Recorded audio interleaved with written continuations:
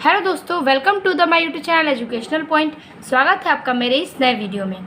आज मैं लेके आई हूँ केमिस्ट्री का चैप्टर 2 क्लास 12 का जो विलियन का सब्जेक्ट था। पार्ट 4 तक मैंने वीडियो अपलोड कर दी है। आज हम जानेंगे पार्ट 5 के बारे में।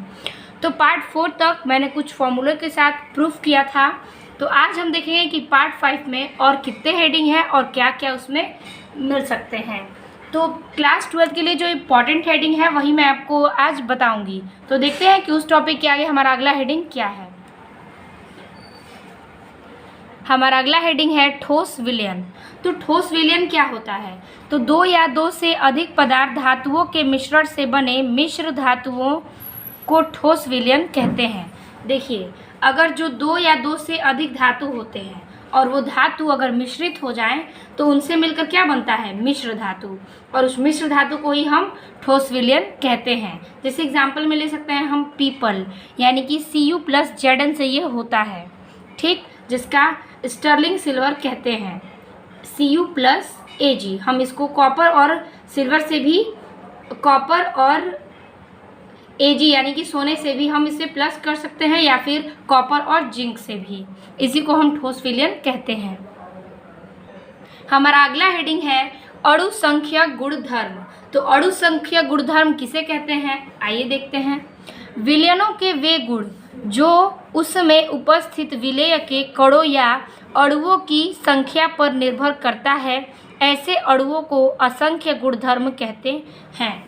विलयनों के प्रमुख अणु संख्या गुणधर्म निम्न हैं। देखिए, विलयन के जो गुण होते हैं उसमें उपस्थित, यानी कि विलयनों के गुण में उपस्थित विलेय के कणों, यानी कि उसमें जो उपस्थित विलेय के कण होते हैं या अणु होते हैं उसकी संख्या पर निर्भर करता है कि कण हैं या फिर अणु हैं। ऐसे अणुओं को अणु संख्या गुणधर्म कहते हैं। विलयनों के प्रमुख अणु संख्या गुणधर्म निम्न है। अब जो इन दोनों में से पाया जाएगा उस संख्या पर निर्भर करता है और उसे ही हम अणु संख्या गुणधर्म कहते हैं। और विलयनों के प्रमुख अणु संख्या गुणधर्म निम्न प्रकार के हैं। तो वो कौन कौन से प्रकार हैं आइए देखते हैं। तो वो 4 प्रकार के हैं।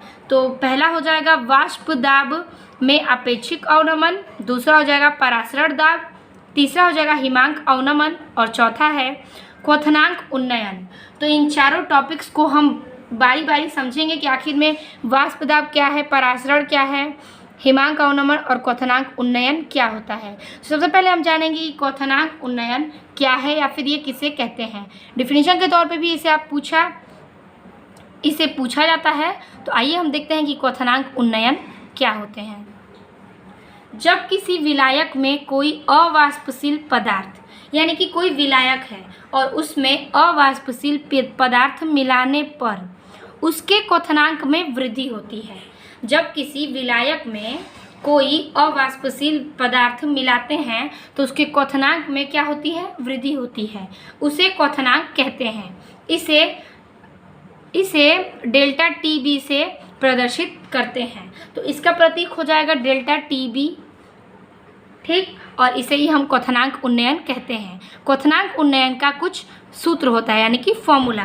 तो आइए देखते हैं। तो हो जाएगा आपका formula delta TB is equal to T2 और T1। तो ये तो आपका ये हो गया क्वथनांक उन्नयन TB वाला। अब T2 और T1 क्या है? तो देखिए, T2 हो जाएगा आपका विलयन का क्वथनांक और T1 हो जाएगा आपका विलायक का क्वथनांक। तो इस प्रकार से क्वथनांक उन्नयन हम इसे ही कहते हैं। इस फॉर्मूले पे कई सवाल भी आते हैं, तो आप इसे नोट करना न भूलें। अगला हेडिंग है मोलर या आणविक उन्नयन स्थिरांक। तो मोलर या आणविक उन्नयन स्थिरांक क्या है देखते हैं। देखिए, इस विलायक के 100 ग्राम में किसी अवाष्पशील विलेय के 1 ग्राम अणु को घोलने पर उसके क्वथनांक में जितनी वृद्धि होती है उसे मोलर या आणविक उन्नयन स्थिरांक कहते हैं और इसे Kb से प्रदर्शित करते हैं। तो देखिए, मोलर आणविक उन्नयन स्थिरांक क्या है? बहुत ही इजी वर्ड में है कि इसका जो विलायक होता है वो 100 ग्राम में होता है और उसमें जो अवाष्पशील विलेय पदार्थ होते हैं वो 1 ग्राम अणु पर घोले जाते हैं और 1 ग्राम अणु को घोलने पर उसके क्वथनांक में जितनी वृद्धि होती है, यानी कि उसके क्वथनांक में जितनी वृद्धि होगी उसे ही हम मोलर या आणविक उन्नयन स्थिरांक कहते हैं और इसे हम Kb से प्रदर्शित करते हैं। Kb is equal to m W delta TB by 100 into W। अब देखिए आप इसे कर सकते हैं m is equal to 100 into KB into small w by delta TB into capital W। तो ये किसे मतलब क्या क्या ये व्यक्त करते हैं, KB क्या है, W क्या है, TB क्या है, आइए देखते हैं।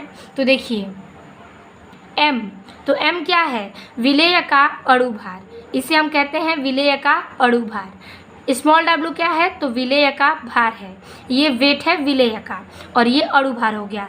कैपिटल W ये विलायक का भार है और डेल्टा TB मैंने आपको बताया ही था क्वथनांक उन्नयन हो जाएगा, तो क्वथनांक उन्नयन स्थिरांक है ये। तो ये भी फॉर्मूले पे कई न्यूमेरिकल आते हैं बोर्ड के एग्जाम में, ये बहुत ही इंपॉर्टेंट फॉर्मूला है, आप इसे नोट ज़रूर कर लें। हमारा अगला हेडिंग है मोलल उन्नयन स्थिरांक। तो मोलल उन्नयन स्थिरांक किसे कहते हैं, आइए देखते हैं।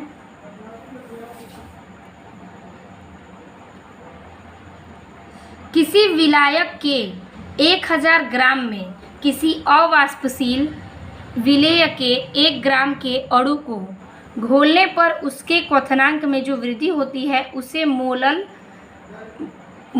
उन्नयन स्थिरांक कहते हैं। इसे Kb से प्रदर्शित करते हैं,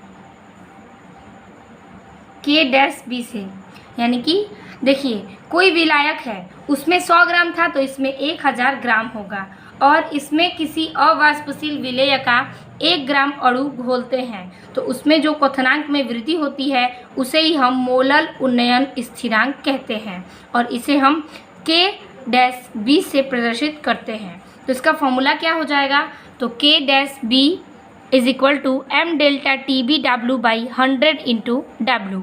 तो m is equal to K-B into 1000 into small w और बाई में हो जाएगा डेल्टा TB इंटू W। तो आपको तो अब पता ही हो गया होगा कि m क्या है, W क्या है, कैपिटल W क्या है और TB क्या है। ये हो जाएगा आपका क्वथनांक उन्नयन, KB आपका हो जाएगा मोलर उन्नयन स्थिरांक और आपका m हो जाएगा अणु भार, W कैपिटल W हो जाएगा आपका विलायक का भार और स्मॉल w है विलेय का भार। तो इस प्रकार से मोलर उन्नयन स्थिरांक हम इसे ही कहते हैं। अगला हेडिंग है हिमांक अवनमन। तो हिमांक अवनमन क्या है, हेडिंग के तौर पे मैंने 4 हेडिंग बताए थे तो वो सब में हम देख लेते हैं। अब है हिमांक अवनमन। तो जब किसी विलायक में कोई अवाष्पशील विलेय मिलाते हैं तो उसके वाष्प दाब में कमी के साथ साथ हिमांक में भी कमी हो जाती है। हिमांक में आई गई इस कमी को ही हम हिमांक अवनमन कहते हैं। तो देखिए कोई विलायक है उसमें कोई अवाष्पशील विलेय पदार्थ मिलाते हैं, इसमें होता नहीं है, इसमें हम मिलाते हैं अवाष्पशील विलेय पदार्थ। अब देखिए तो उसके वाष्प दाब में यानी कि अवाष्पशील पदार्थ हम उसमें मिलाते हैं तो उसके वाष्प दाब में जो कमी के साथ साथ हिमांक में भी कमी हो जाती है। तो उसमें तो कमी होगी ही और हिमांक में भी कमी हो जाएगी, तो इसी को हम बोलते हैं क्या, हिमांक अवनमन और इसे हम डेल्टा TF से प्रदर्शित करते हैं। इसका सूत्र हो जाएगा delta TF is equal to T2 minus T1। T1 हो गया आपका विलायक का हिमांक और T2 हो गया विलयन का हिमांक। हमारा अगला हेडिंग है मोलर अवनमन स्थिरांक। तो मोलर अवनमन स्थिरांक क्या है, आइए देखते हैं। किसी विलायक के 100 ग्राम में किसी अवाष्पशील विलेय पदार्थ के 1 ग्राम अणु को घोलने पर उसके हिमांक में जो कमी होती है उसे मोलर अवनमन स्थिरांक कहते हैं और इसे KF से प्रदर्शित करते हैं।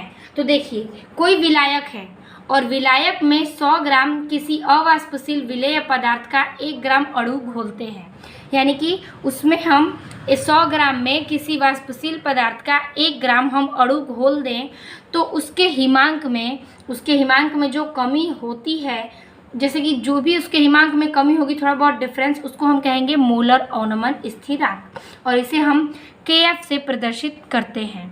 तो ये मोलर अवनमन स्थिरांक बहुत ही इम्पॉर्टेंट टॉपिक है और इस पर सवाल कई बार पूछे जाते हैं। तो इसका सूत्र देख लेते हैं। तो इसका सूत्र हो जाएगा KF is equal to m into small w into delta TF by 100 into capital W। अब तो बताने की आवश्यकता नहीं कि किसे हम क्या डिनोट करेंगे, तो आप समझ सकते हैं। तो ये इसका फॉर्मूला हो गया मोलर अवनमन स्थिरांक का। हमारा अगला हेडिंग है जहां आप देख भी सकते हैं कि m इज इक्वल टू विलेय का अणु भार, KF is equal to molar यानी मोलर अवनमन स्थिरांक, और W इज इक्वल टू विलेय का भार, capital W is equal to विलायक का भार, और delta TF is equal to हिमांक अवनमन। आप इसे नोट कर सकते हैं ताकि आपको याद रहे। हमारा अगला हेडिंग है मोलर अवनमन स्थिरांक। तो ये क्या होता है, तो देखिए किसी विलायक के 1000 ग्राम में किसी अवाष्पशील विलेय के 1 ग्राम अणु को घोलने पर उसके हिमांक में जो वृद्धि होती है उसे मोलर अवनमन स्थिरांक कहते हैं। इसे K-F से प्रदर्शित करते हैं। तो देखिए कोई विलायक है जिसमें 1000 ग्राम में किसी अवाष्पशील विलेय पदार्थ का 1 ग्राम अणु घोलते हैं। इसमें भी हम उसमें था कि 100 ग्राम में घोलते थे 1 ग्राम को, लेकिन इसमें हम घोलेंगे 1000 अवाष्पशील पदार्थ में 1 ग्राम का अणु। घोलने पर उसके हिमांक में जो वृद्धि होती है, यानी कि इसको अगर हम घोलते हैं तो उसके हिमांक में कुछ ना कुछ वृद्धि होती है, उसे ही हम मोलर अवनमन स्थिरांक कहते हैं और इसे K-F से प्रदर्शित किया जाता है। इसका फॉर्मूला हो जाएगा m is equal to 1000 into KF into W by delta TF into W। आपका ये एक फॉर्मूला और एक दो फॉर्मूला। अणु भार निकालना होगा तो हम ये फॉर्मूला का यूज़ करेंगे, और मोलर अवनमन स्थिरांक निकालना होगा तो KF is equal to m delta TF into W by 1000 into W। हमारा अगला हेडिंग है मोल अंश। तो मोल अंश किसे कहते हैं, तो ये फॉर्मूले पे कई बार सवाल पूछे जाते हैं और 2 नंबर के प्रश्न में भी पूछे जाते हैं कि मोल अंश क्या होता है, इसके सूत्र को प्रूफ कीजिए। तो देखिए मोल अंश क्या है, किसी विलयन के प्रत्येक वाष्पशील अवनमन का आंशिक वाष्प दाब इसके मोल अंश के समानुपाती होता है। कोई विलयन है और उसका प्रत्येक वाष्पशील जो दाब है वो अवनमन का आंशिक वाष्प दाब होता है, और इसके मोल अंश क्या होते हैं, समान होते हैं, एक दूसरे के समान होते हैं। फॉर्मूला हो जाएगा आपका P व्युत्क्रमानुपाती x। तो P और व्युत्क्रमानुपाती को हम हटाएंगे तो P is equal to KH into X, जहाँ KH हमारा क्या है, हेनरी का स्थिरांक है। अथवा में आप इसका एक और डेफिनेशन समझ सकते हैं, आइए बताते हैं। अथवा में इसका एक और डेफिनेशन हम कर सकते हैं। तो देखिए किसी विलयन में गैस का मोल अंश उस विलयन के ऊपर उपस्थित गैस के आंशिक दाब के समानुपाती होता है। सामान्य रूप से हेनरी के नियम के अनुसार किसी गैस का वाष्प अवस्था में आंशिक दाब P उस विलयन में गैस के मोल अंश x के समानुपाती होता है। तो देखिए कोई विलयन है जिसमें गैस का मोल अंश उसके विलयन के ऊपर उपस्थित गैस के आंशिक दाब के समानुपाती होता है, यानी कि विलयन के ऊपर उसका गैस उपस्थित होता है और उसमें ही आंशिक दाब जो होता है वो समानुपाती होता है। सामान्य रूप से हेनरी के नियम के अनुसार किसी गैस का वाष्प अवस्था में आंशिक दाब, यानी कि उस गैस का हेनरी के नियम से के अनुसार कोई गैस है और उस पर वाष्प की अवस्था होती है जिसको आंशिक दाब यानी P कहते हैं, और उस विलयन में गैस के मोल अंश को हम x के समानुपाती मानते हैं। इस प्रकार से हमारे ये सूत्र निकलता है कि P व्युत्क्रमानुपाती x, और हम व्युत्क्रमानुपाती को हटाएंगे तो हेनरी का स्थिरांक आएगा जो कि हम KH से डिनोट करते हैं। तो इसका मेन मोल अंश का सूत्र हो जाएगा P is equal to KHX।